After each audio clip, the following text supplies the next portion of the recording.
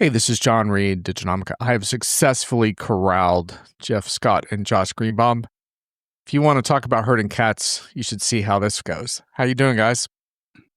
I've been waiting for our next podcast, John, for months. We were on a roll last year. We did 3 or 4 of them, right? Maybe 5, 7, 10. Who's some counting? number They were great. greater than 1. They got better. They got better as we went along too. And then we stopped. We abruptly stopped, Josh, and they just went right off the cliff. And now we're back. Right. Well, I have this really wildly original idea, which is to tape something when we actually have something to say. I know that's crazy because a lot of people just want to do the pundit thing, but I like doing stuff when we have something to talk about. But I will point out this is our second podcast of the year, Geoff, because we did release a co-produced and co-recorded podcast from the ASUG Tech Connect on where the enterprise architects go from here. So if you haven't heard that one, that's the January podcast that came out. But yes, we are back and we'll tell you more about the next one because we're going to be taping a live one in Orlando if all goes as planned, which should be great. And you can join us and pester us with questions in the live audience for that. We are gathered here today, though, for different reasons because we have been provoked on a couple of topics. And I don't want to disappoint the AI fans, sycophants, and evangelists out there, but AI is not going to be the focus of today's podcast. However, we're going to talk about Business Data Cloud, which I would argue is sort of a prerequisite, like the data conversation has to happen first anyway. So we're going to talk about that a little bit because we've all been doing some interesting research on that. And then we're going to talk about business cases because there's some really interesting stuff going on right now in the community around why we need better SAP business cases and how to bridge that IT business gap. So that's on the agenda for today as well. So you ready to go, guys? Ready to rock and roll? I'm ready. I wrote down on a sticky here, John, 2 words, sycophants and evangelists. I'm going to use these in my words today. Excellent. So on the Business Data Cloud, this was part of the SAP Unleashed announcement. Geoff, you were there in person. This happened a little more than a month ago. And that wasn't the only thing that was announced that day, but I think it's fair to say that was sort of the highlight. It's an ambitious product. It's an ambitious announcement on SAP's part, and we've dissected it in a lot of different ways. I've now written 2 mammoth articles on that, which you both contributed to the most recent one. And Geoff, through ASUG, you've done a series of really interesting ASUG talks, podcasts on that, including one with Irfan Khan, who is sort of the one of the big drivers behind all of this. And if you talk about data at SAP, you're going to run into Irfan in the hallway pretty quick, right? So because we've covered this topic from so many angles already, we're not going to go deep into this, and we're going to assume there's some basic knowledge about this announcement at this point. And if not, check out some of the other resources we mentioned. But I just want to tee you guys up a little bit on this and just say, give me something from your research and talking with customers and community members. What's jumping out at you that's something you've learned so far that you want to sort of share with listeners about this announcement and what it means? I'll go.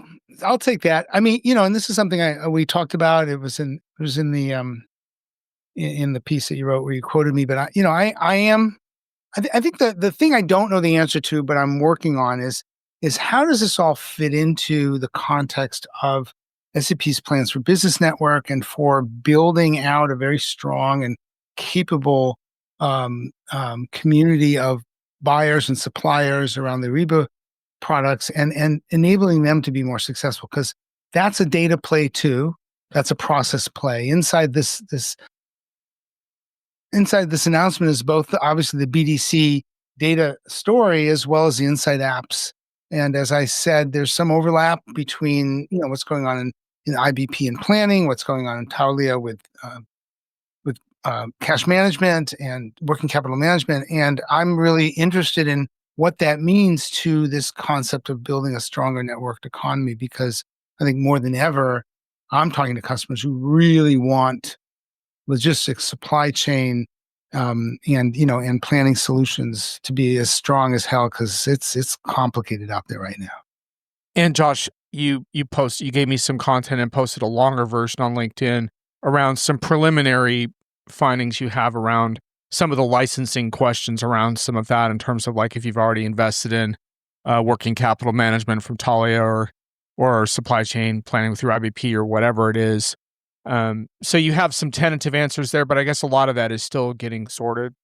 Yeah, and I think, the bottom line is, if you are already a DataSphere or SAP Analytics Cloud customer, a lot of stuff is going to transfer. We don't know the details. That's the other problem. What moves at what pace and what way over from these older environments to BDC is a big question. But I think the thing I was really looking into was the problem of I bought Taulia because I needed the ultimate working capital management solution. I bought IBP because I need the ultimate business planning solution. And now it is very clear that some of that functionality is going to be coming out as inside apps, essentially analytics from BDC. And if you want the ultimate and the best from SAP, you're going to have to get involved with BDC as well. That may not sit well with customers who thought they had one solution that they were going to grow with. Geoff, you're looking skyward on that one. No, I'm listening to your commentary, and I'm thinking about it and letting it kind of filter through and absorb. One of the things that I think that could potentially be a very interesting opportunity for customers who adopt BDC is it could be your platform for AI. One of the riddles that hasn't been clear in my head is if you're going to do AI and unleash agentic AI or generative AI bots or LLMs, whatever, where does that data come from? And originally my thought process was, well, you'd have to make sure your SAP public or private cloud ERP is appropriately structured for this, right? Because I thought, well, that's where it's going to go looking for that data. And then I kind of listened to the BDC announcement. I was like, okay, wait a minute here. Actually, BDC may ultimately be that layer of functionality that is where your AI engine derives its inferences from. And what is interesting to me about that is it means that maybe there's a little pressure relieved on a couple of things that I think were problematic for me, and that was master data and archiving, in the sense that if you had a lot of stuff in your SAP environment, you really didn't need to be part of AI. And if you let the AI, agents run wild, it may come back with potentially biased answers or wrong answers. And so if BDC can be that layer that allows me to filter through and present to AI agents a more succinct view of the world, because I can take all of this and I can bring it together and I've got the right, topology of data and all those things, that there might be some real value to that. Now, I have a couple of questions. What version of SAP do you need to be running in order to make that work? Right? How far away are the average customer from being able to get there? So I think that to me is an aha moment. And of course, I think if we as customers can exit the very laborious part of this, which is managing ETL jobs and getting data into data lakes in its right structures and with its right meaning and all the other data that has to go around it to make the data correct, I think that's got huge value as well. So I'm glad you hit on that, Geoff, because one of the things I said in my blog post is that I think so far SAP's done a pretty good job of answering the question, why SAP Business Data Cloud, like why can this help? And it gets back to, I think, what you just said, which is we're going to help you solve some pretty intractable data problems that haven't been solved before. Where I think SAP still has some challenges is making the case why SAP Business Data Cloud over other third-party best-of-breed options, both in analytics and AI. And I think that's a tougher question to answer and one that customers are going to look very hard at. And so when you peel back the questions, I think we have a few different categories of questions, because one are things around licenses and compatibility and all those things are going to get played out over time. Probably we'll learn a lot in Orlando at the ASUG Annual Conference and Sapphire, et cetera. Then there's this kind of this cost benefit thing that's going to have to get played out. But I think the really interesting thing is around what this looks like versus those third parties I was talking about, because what you're hearing a lot right now from SAP around this is things like zero copy data around Databricks. You're hearing about semantically rich data. And basically what what SAP's trying to do there is say that, yeah, you can try this stuff with third parties, but we're going to give you a lot better, richer analytics and a lot better AI because of all the semantic relationships that are contained in this data that we are able to provide you. And the significant thing about that is SAP's talking about combining structured, unstructured, and non-SAP data into that mix.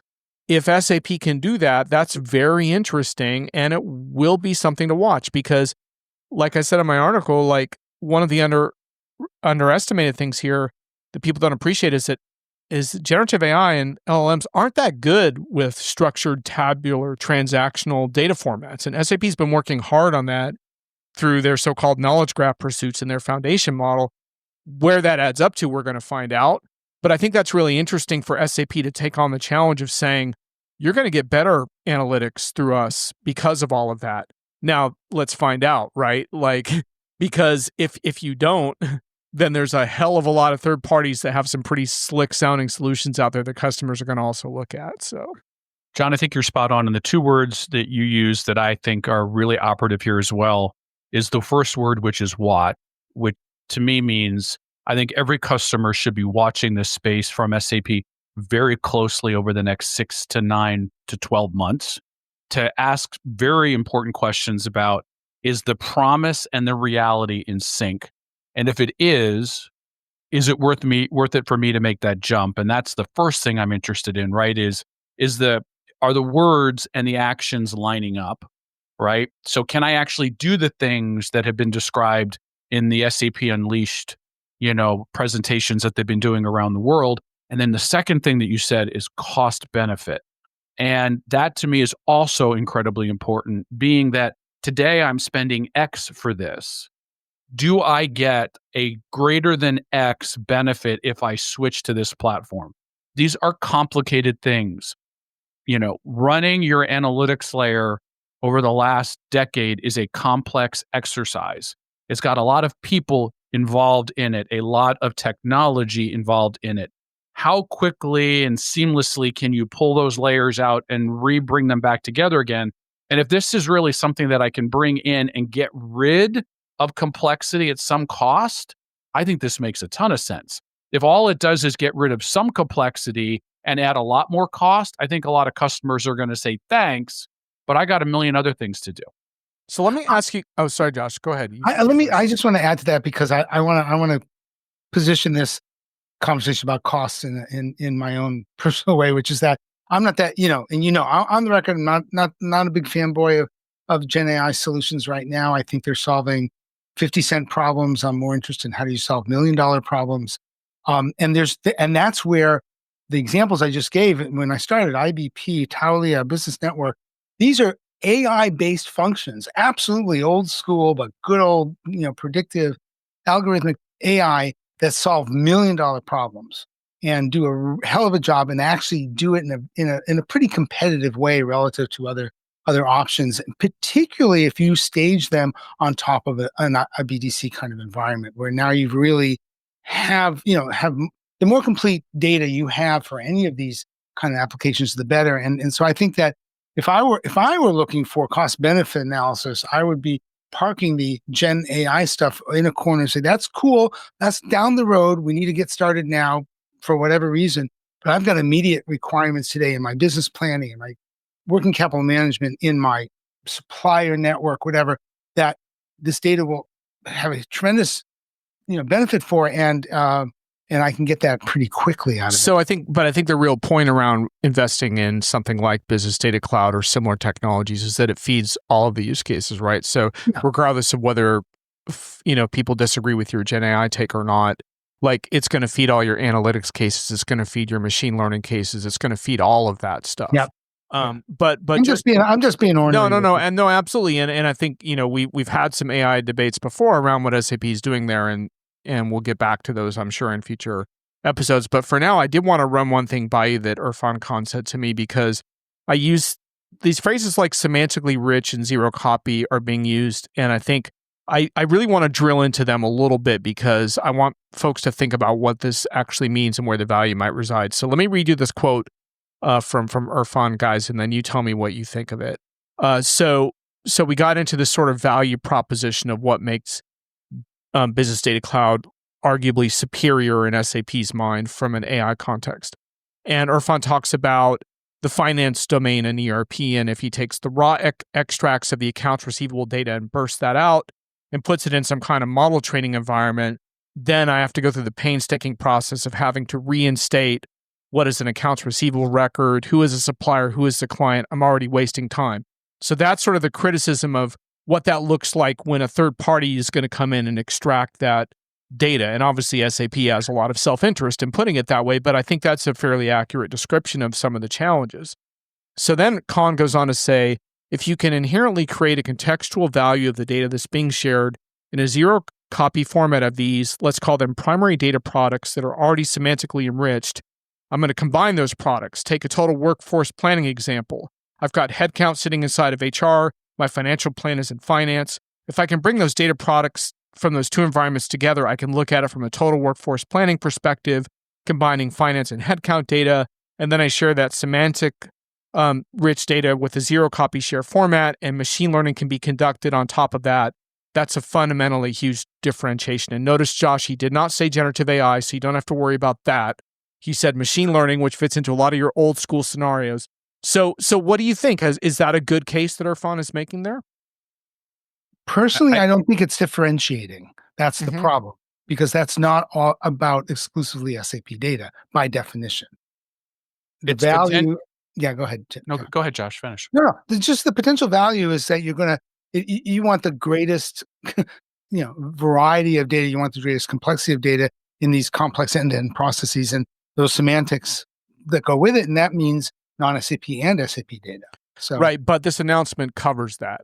It didn't in that quote, but so expand that a little further and assume that he was including non-SAP data sources in that quote, because that he was emphasizing that as part of the features there. So what do you think? Go, Geoff. Well, to me, it sounds really compelling. However, how much customization have I done along the way to model my business processes, which might be slightly different than SAP's, into these systems of record, whether they be success factors or, Josh, to your point, IBP, or my mainline ERP. And if I've done those customizations, have I done them in such a way that this BDC layer will be able to do its work with them, or will it be kind of, working against the BDC layer? And if the answer is it's the latter, then, I've created hurdles to adopt this. So what I think about is speed to adoption as we move down the road is going to become increasingly more important. And so to the level that customers are customizing their legacy ERP applications to fit their business processes around it, they could potentially be on the sidelines when it comes to adopting these innovations. And so when we think about all of this, we come back to the general, I think, principle that the customers who will be able to succeed the fastest with all this innovation are the ones who have implemented and done the least amount of customization possible, which doesn't sound like a tremendous number of SAP customers. So where do we find this value? And I one of the things we've been saying in all of our chapter engagements and chapter meetings over the last quarter of this year is this notion that moving to SaaS-based public cloud solutions has to be a North Star for many customers. Now, we also recognize from an ASUG perspective that is a tremendous, tremendous journey that they're on, because without that, they won't be able to adopt these innovations at size and scale, which brings me back to kind of why I think, John, your point and the word you used is watch is so important, because let's watch how this unfolds and how many customers can really do this on day one versus having to do massive projects to line this up. And then the question becomes, if I do that massive project, is the cost of that project worth the return I get back? By the way, Geoff, your SaaS public cloud tough love speech for customers never gets old to me, because that's totally provocative stuff. And I don't hear it enough. So but it is provocative. It is provocative. And, but I also recognize that that's not the world that most customers came from, because 20 years ago, 10 years ago, they were told, Right. Make And this what you need it to do for your business. And look, it's not one size fits all. It doesn't fit in every industry and every situation, but it provokes the right discussion, which is why I'm glad you bring it up like that. So let's just do a quick lightning round and wrap up BDC because I want to get to business case. I just want to hit real quick on any burning questions you're going to be taking on this topic into the ASUG conference in Sapphire. I'll tell you mine just to get the ball rolling, which gets to your speed to value comment, Geoff. The one thing I get concerned about with SAP and with data products in general is these overly ambitious projects, because I don't think anyone has the appetite for 3-year data cleansing and data platform initiatives. And so there's got to be a bunch of milestones along the way where we're hitting points of significant value. And those will be the things I want to see SAP articulate a little more clearly in the context of BDC. One possible scenario, and this is where partners could get involved creatively as well, is this sort of loosely defined idea of the insight apps, but building insightful applications, if you will, whether they're AI or analytics or not. I'm going to be looking for things like that help customers to pinpoint the areas where they have good data and build a great app and get some momentum. Because if you don't have that, then in my mind, this kind of ambitious project is going to be sitting on the shelf somewhere. Spot on. I agree with you. My lightning round is SAP in Orlando. We need the next level or two of detail to understand whether the vision actually makes it through the implementation layer. And when that happens, I'm curious to have a lot of customer conversations to see, do you see the light in this? Do you see value here? Or do you still have a big question mark above your head about how you'd actually make this work? And I'm going to sort of wrap all those comments together and say, I want to see how, what does the project side of this look like? If you look at just general migration, upgrade projects, data is the third rail. It's the classic place where things fail, if not for other reasons. So we're already stepping into, potential minefield. And you could spend a lifetime trying to fix some of these data sources. And yeah, what you just said, Geoff, and what's my value? That's a big one. And Josh, to your point on the third rail, if I knew then what I know today, would I have made different decisions? And I think that's potentially an area where customers might get a little feisty, because BDC wasn't really, for a lot of reasons, right? I mean, we just weren't there. It wasn't on the roadmap when many of them began their S4 transformation projects. And now all of a sudden it's like, wait, what? I wish I'd known that a couple of years ago. I might have made different decisions. But I could make the same argument, well, if that's the case, why are we still madly implementing private cloud when we really should be thinking about a public cloud destination? To be continued. Yes. At a bar stool near you. Wow. Please find us, pull us aside, and continue this discussion. The Orlando party invitations are already starting to roll out. That's how you know we're close. Indeed. So I want to get right into the business case discussion. And Josh, you're going to get teed up to basically introduce us in a sec, so get ready. So basically, this is kind of an organic thing that came out of conversations that all of us had, Geoff, mostly at ASUG events, where we spoke with members about a lot of the challenges they were facing. And we started to create this sort of umbrella concept around this notion of the business case as one way of framing the feedback we were getting. And so that's really culminated into not only just a dialogue that we were having now, but one that we really want to invite listeners to participate in with us and give us feedback on, and that we're going to do some structured stuff on at the annual conference. We'll tell you more about that later. But Josh, can you just describe a little bit to me, like some of the raw feedback we were getting that started to spark like this idea? Yeah, and it's there's a lot of it, to be very honest. And it comes from, a lot of different areas, but the fundamental, and it's interesting because I just presented last week at the Cloud ALM Summit on this, on this topic. And one of the things I did, because I'm talking to a technical audience, is say, let me tell you what I'm hearing. So I'll just read you. I just threw 5 quotes in front of them that were real quotes from real conversations. Quote number 1, I can't get my users away from the ECC screens because I don't have a business case to give them. That was a real revelation. I'm not going to, you both have heard me give that example so many times, I'm going to move on quickly, but it was a theme that was repeated. A lot of them, another one that I found really interesting, also from Tech Connect, was, quote, we're completely overwhelmed. It's hard to get the money to do anything. That quote prompted a question to me to say, well, why can't you? And the answer is, we need to get the counterparts on the business side to move forward, and we're struggling with that. We're struggling with the message. They are happy with what they have. They don't see the pain points immediately. I need to get in front of the right people, but I don't have the data. And I think that's a summary of a number of conversations in about 5 sentences that really struck me as we need to help. We, meaning those, we, the community, need to help each other to make these business cases and to draw the business side into the conversation.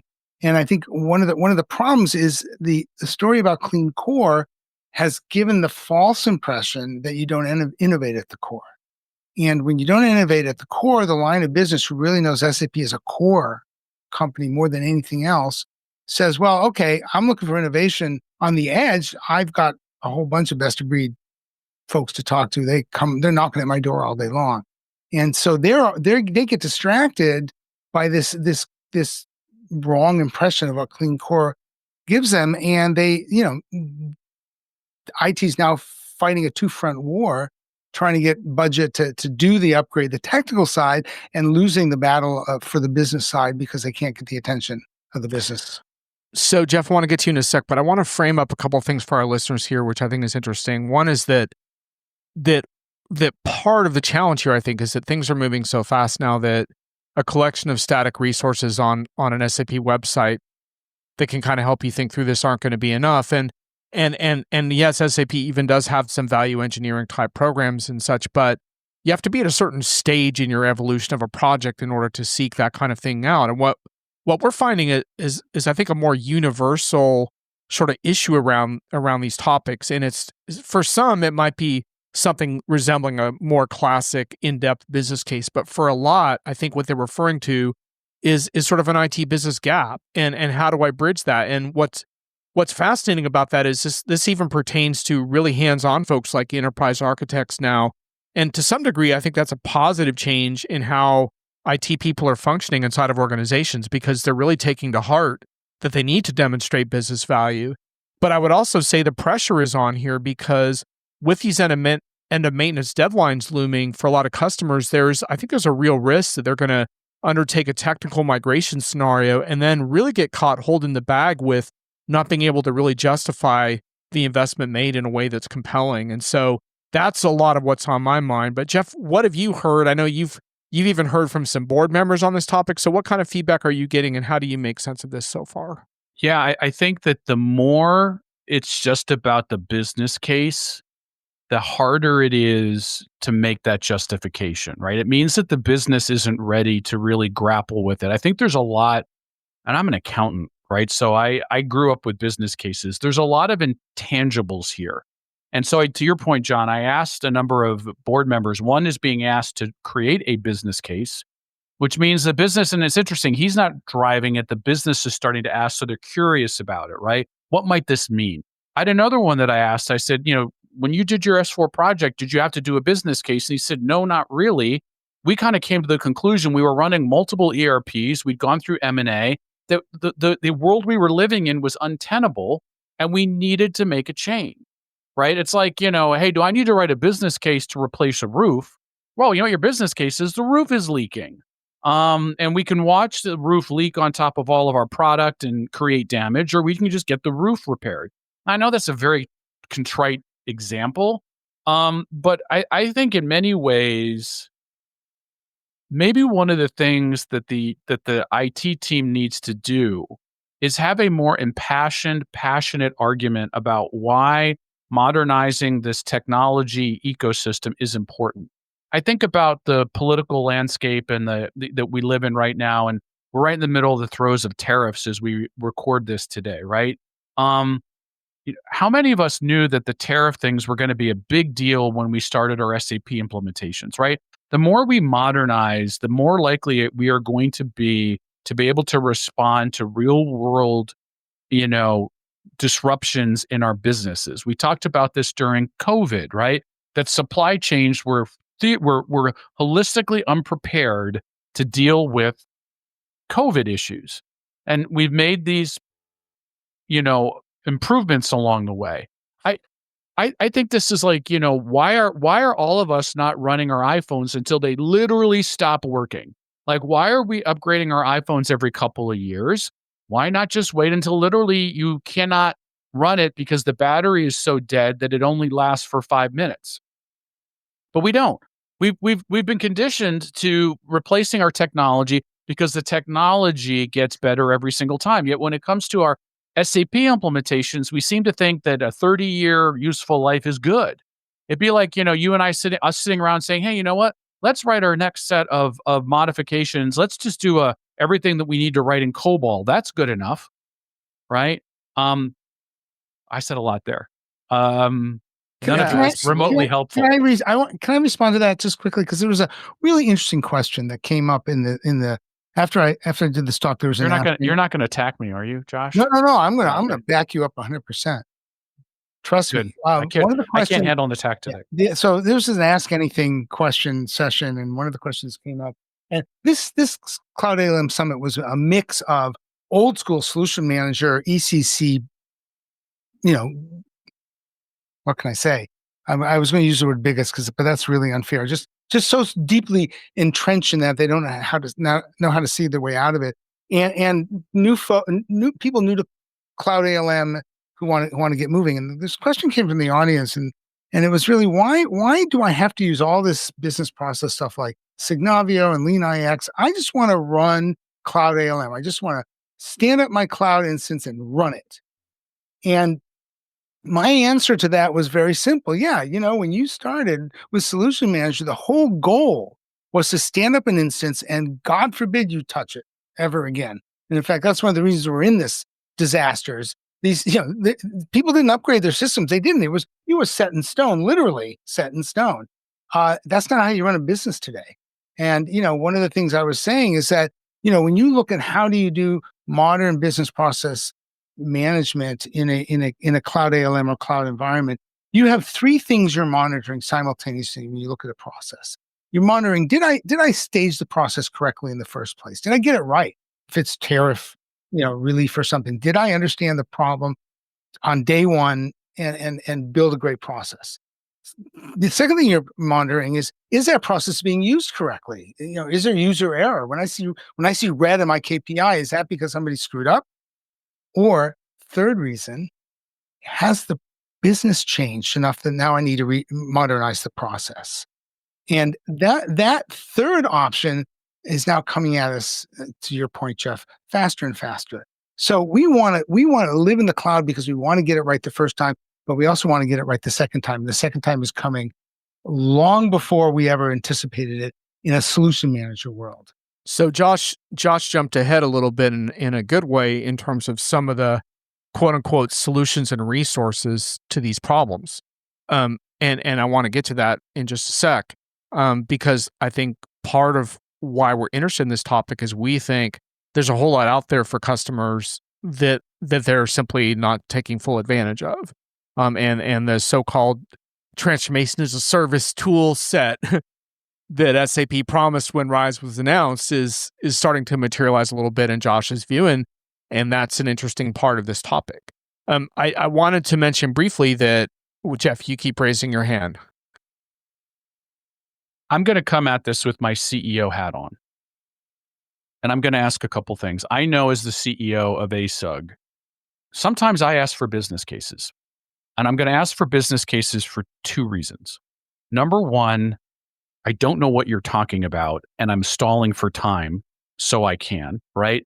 And I do think that there's a certain amount of, if you really want this bad enough, I'm going to tell you no, I'm going to tell you no, I'm going to tell you no, and then maybe on the third or fourth try, I'll give you a yes. So are you going to have the tenacity to keep coming to me and saying, hey, Geoff, we need to do this, and here's why, right? So business case, one reason is, hey, I'm just not exactly sure I understand what you think is going on here. And I'm going to make you kind of demonstrate to me that you have personal investment in this, right? So if an IT person were to come to me and say, I think we should do an S4 upgrade and it's going to cost $5 million and we should do it tomorrow, that's not going to move me as a CEO.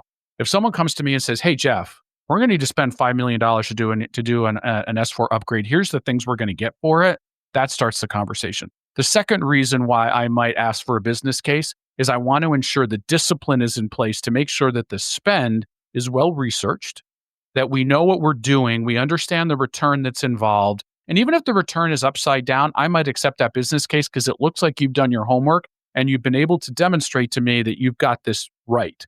Right. So I'm going to use it as a way to say, hey, I don't need you saying, hey, we're going to spend $1 million on an S4 upgrade. And I turn around and 3 years later, it's 5 million.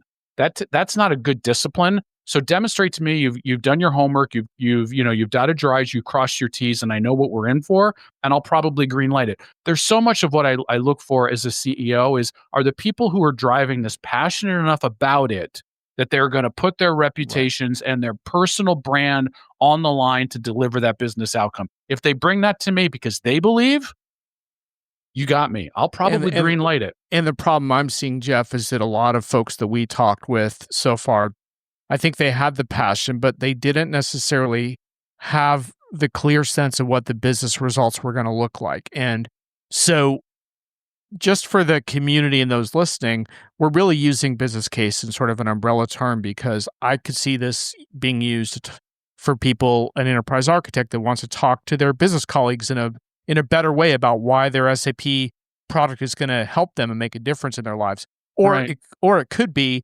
that you need to go in front of the board, but you need to tell a better story, and you need a more visual narrative, and you need to be able to tell the story of your project in a more effective way.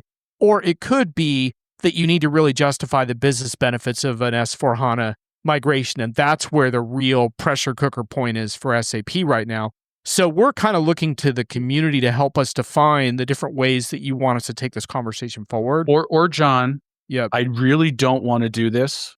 Yep. I'm a couple years away from retirement, and this is a headache I don't want. So while I think we should do this, I have no personal stake in it. Yep. And I'm going to give you kind of a, hey, we should do this upgrade line. But I'm as people in the room are watching my body language, I'm not communicating that this is something we should do. I think you guys hit on a really important point because you need this kind of stuff for almost any kind of project right now. Cloud projects as well are under a lot of scrutiny for not being as cost effective as they were originally, dreamed up and planned. So no matter what you undertake, I had a conversation with a vendor earlier today that was talking about competing against some of the big ERP shops by specializing in areas that are more impactful right now for customers, like things like field service and asset control and maintenance, which are like really big pain points. So that's fine. But this idea that the ERP is a back office is a really big misconception that's driving a lot of the problems we have right now around this topic. Because just for example, in the last couple of years, some of the most interesting ERP use cases I've documented, and this is not just SAP, but across the board, even in mid-market, when I ask customers, how does this help you? This notion of agility is really important. And I know it's a stupid, ridiculous buzzword. I get that. But talking to companies who say, now that we're on this new ERP system, we can now go after acquisition targets that we couldn't before because we couldn't roll them up into our company fast enough before. And now we can. And now we can put them all on a standard platform. Do you think that's not a freaking business case? That's an absolute core ERP business case to be able to roll that stuff out quickly and operationalize new businesses. So why aren't the typical people that we talk with able to have those conversations? They need help. And they need resources, and they need to have more of a dialogue. And I think we need to start bridging this gap so that they can be more effective and get these projects to be more well-rounded. So it's not just a technical, we're doing a technical migration to S/4HANA, but the business leaders aren't bought in. Why not? Did you tell them that they could go out and acquire companies 5 times faster? Did you tell them that they have access to this cloud ALM tool set that's going to allow them to pinpoint their process issues and fix them? Did you explain any of this stuff? There's the passion. Bring that to me. This is what we need to be talking about, I think, right now. So anyway, yeah. go on. No, and this is one of the things I'm really interested in, again, from a sort of a methodology standpoint, is we have to sort of break down some of the barriers that are built into how we approach projects. And a good example, and SAP has Activate as a methodology. And again, one of the things we're trying to do in the cloud is, of course, standardize processes as much as possible. Take advantage of what's already built in, it's best practice, so that we're not reinventing the wheel every time we implement something. And in the Activate methodology, there's a fit to standard process that starts its phase 2. And the point I was making, and it's interesting because I ran into Jan Muzo, who's sort of the owner of Activate, and we discussed this. The point I was making to the audience, which got a lot of pushback in a good way, was if you're starting fit to standard as a phase 2 in implementation, you've already signed a contract, you're already going down the road, and now you've brought your business users in and you're trying to get them to think about standardization versus customization. You've missed the boat. It's a phase 0 conversation with your business users. And if you're not doing that, that's the homework I think Geoff is talking about. If you're not doing that homework, then you're gonna end, why bother in a way with the whole thing? Because you want them as allies, you want them as excited and as passionate as IT is about this. And the thing I keep telling about business case development, which maybe bears saying here now, is one of the things IT gets to do is to sell and deliver trust. Trust in the answer you're getting, trust in how the process runs. More than ever. And that's kind of, when I talked about business process monitoring, that's part of the sale. You're going to do this really cool track and trace thing that only SAP can supply. You're going to drive BDC. We're going to get all this BDC data, and we're going to run this, and we're going to be able to say, hey, my container's stuck in the Indian Ocean because there's a cyclone coming. I need to press a button and find more supply. And you want to trust that that's the right answer. The business user wants to trust that, and IT gets to sell and deliver that trust. That's a real connection that I think needs to be made. And again, you start that phase 0, you don't start that phase 2. So I want to challenge both of you guys, but just real quick, I just want to say that one of my frustrations here historically has been that the so-called best business cases I get told about are like, oh, we had a huge mess of legacy spaghetti. We were running 175 SAP systems. So when we went to standard, we saved all this money and stuff. It's like, wait, so you're getting rewarded for cleaning up a big mess. That's not a modern business case. That's just cleaning up past stuff. And a lot of companies that have done that. And now that's not there for them anymore. Like, so, and even if it is there, it's not enough. Like, where's the forward-thinking business result? It's not just saving money. So to put it back to you guys, like in the clean core standardization journey, where's the business case? Give it to me. Geoff was wagging a finger. Go bag at him. Clean core is not a business priority. It's an IT priority.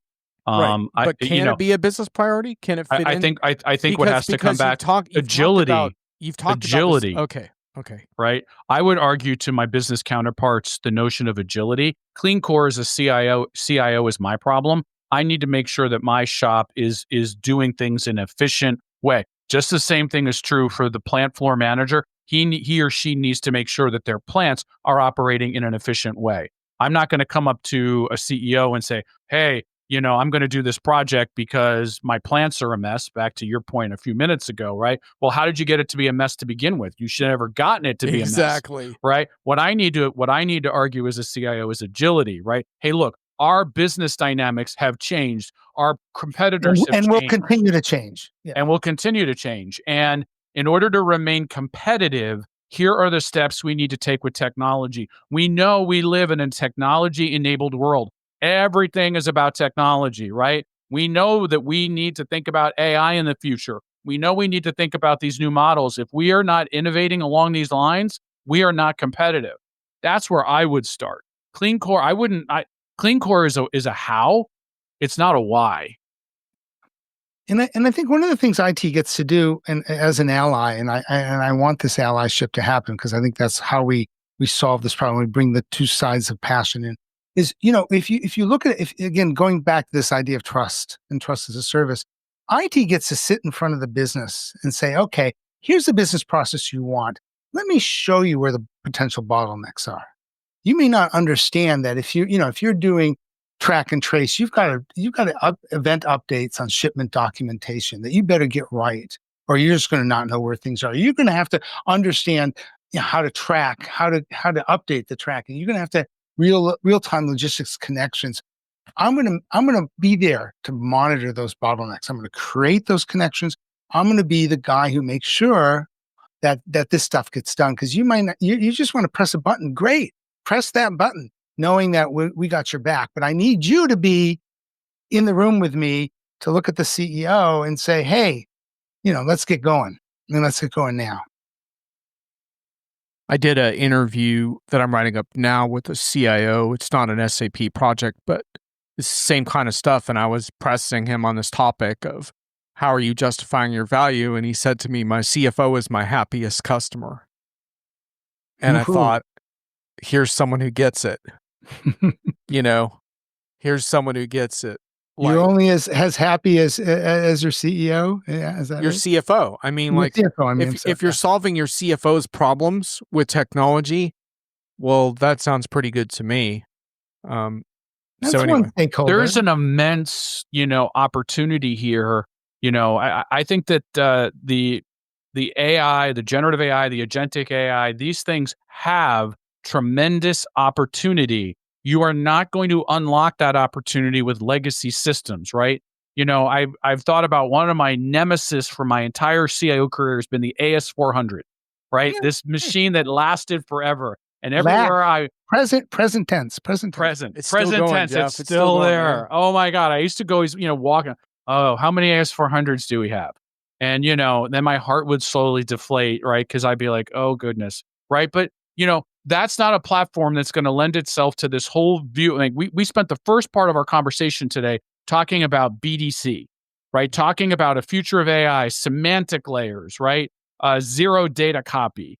These things are not going to be applicable if you're continuing to think that your ECC environment is just good enough, right? That innovation, you're going to be at the tail end of innovation. And everyone who's innovating faster than you is going to get further and further ahead.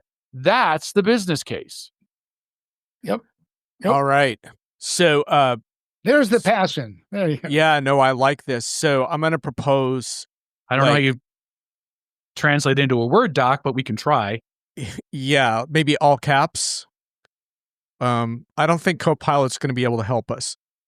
Anyway, I'll throw in a few things that strike me as useful here. One is this notion of a changing attitude, and we referred to it a minute ago. But in that same interview I was doing, this individual, I asked him a little bit about how he made that happen, and he talked about how a major part of his bandwidth with this CFO relationship, and not just CFOs, but is going into analytics and digitization. He talked about when he looks at anything, there's always the consideration of top or bottom line or contribution to the total pie of business. So he's looking at business problem rather than just technology. So I would propose to you all that part of the solution is a different type of attitude and a mindset shift, right? And to some degree on the business side as well. Business leaders need to have more curiosity about technical solutions and getting under the hood a little more, especially with AI, I would add. So there's attitude, then there's resources, right? And yes, some of the business case resources may be a little static or incomplete, but Josh, around, things like Cloud ALM, I think to some extent it's underutilized information.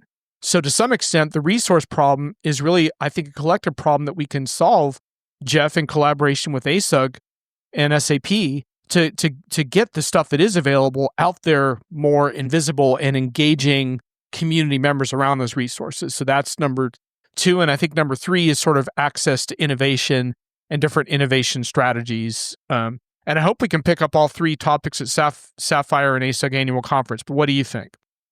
I think these are great topics at ASUG Annual Conference and Sapphire, right? I think the BDC is going to, the BDC layer is going to be front and center. I think there's going to be a tremendous amount of conversation about all the stuff we've been talking about. And it's important conversation. And I think very important. I one of the last conversations I had right before quarantine was actually at an executive exchange. I think we're in Scottsdale, and it was an SAP exec from a major tech company. It was a big name, and he came to me and he said, my biggest problem is that I want to sell SAP inside my organization, and all I can do is talk about S/4HANA Cloud. I don't have a bigger story to tell than this technical upgrade. And I think that has stuck with me 5 years later. It's still the story, except I think the resources that you said are now more available. The data's more available, and I want to build these bridges, figuratively and literally, between IT and business, to fix that problem. So I think the next step is really connecting people more deeply with the resources that are out there and engaging them with dialogue to make sure we really understand their concerns, because we're just kind of riffing on this today based on what we've heard so far, but we really want to hear from you all, and we hope we'll do that in person as well, but also contact us on LinkedIn or whatever. When I think about forward, to me, the sky's the limit a little bit in terms of how this could play out, because I'm a big fan of sort of creative event design formats. So I really like the idea eventually of, at a show like this, like-minded people can sit around a table together and discuss this problem and come away with things they can take back to their projects. Maybe they divide by role. Maybe you have enterprise architects over here. Maybe you have CIOs over here. Maybe there's folks from SAP and ASUG influence programs on the same tables, like talking about how to take this forward.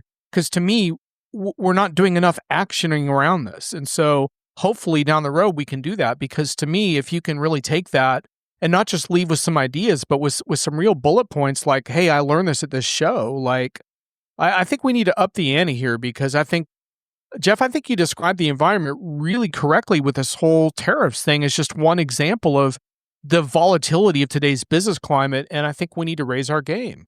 Yep. And coming back to your allusion to Sapphire and ASUG Annual Conference, which is now weeks away, not months away. I know it's coming fast, right? So from an ASUG point of view, just to kind of do a magic segue here, 6 pre-conference seminars on the Monday of the week we spend together in Orlando, covering the topics of SAP Business AI, Transformation Management Suite, Signavio, Lean IX, the BTP portfolio, incredibly important, and dedicated sessions for enterprise architects who are now more essential than ever. That's on the Orlando Monday.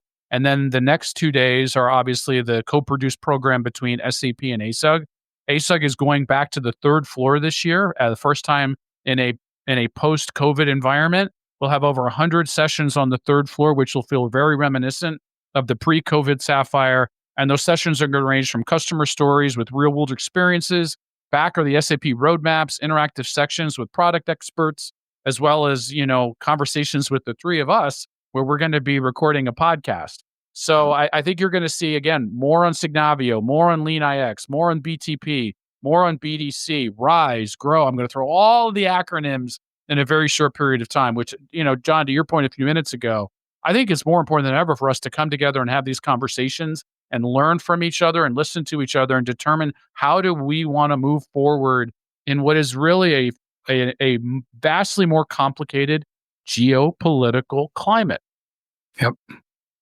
And by the way, there's going to be a session, I think, on business case. And a session on business case. I left that for you guys to cover. So just real quick on the scheduling, you'll have to check like the fine tunes for locations and everything. But on the Tuesday, Josh and I are doing our business case session. We'd love to have you. That's at 2 p.m. That'll be in the amongst Eastern. 2 p.m. Eastern. That's in the ASUG sessions. And then 4 p.m. on the show floor in the ASUG hub is the Ask Me Anything podcast. This is being built with 3 of us. Gosh, we are really opening ourselves up for it with the Ask Me Anything format there. So I wonder how that's going to go. But I guess we're going to find out soon. We'll find out. We did a good job with that when we were in Florida for ASUG Tech Connect. So I think this is an encore performance. Fingers crossed. That one had a little more structure. This one we could get anything. I don't know. What if we get nothing? Oh, I don't think that's. I'm more concerned about the reverse. Josh, sir, carry us out. Geoff and I have had a few final comments. Give us the last word on all this. I think for me, I think this is a really important year for these conferences for a lot of the reasons you just stated. I think we need to gather more together as a community and really exchange ideas. I think there's a lot of decisions that have to be made quickly, and I think we need these kind of forum. I'm really excited about how it's we're going to tell some of these stories. We as a community, as well as obviously SAP. And I think, as we all know, Sapphire and Annual Conference really set the stage for an entire year of decision making, and it sort of starts there in a lot of ways. And so that to me is really the best part of it, is to sort of be on the ground floor of when you see people are planting seeds all around the place, partners and SAP, we are, and to watch how that stuff sprouts and what happens to it. It's going to be really exciting. All right, let's see how we sprout. Thanks, guys. Right. Thank you. See you guys Next time.